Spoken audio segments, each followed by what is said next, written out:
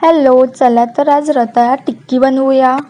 त्यासाठी टॅमॅटो, कांदा, रताळा, रवा, हळद, मीठ, मसाला, हिंग, जिरे पावडर.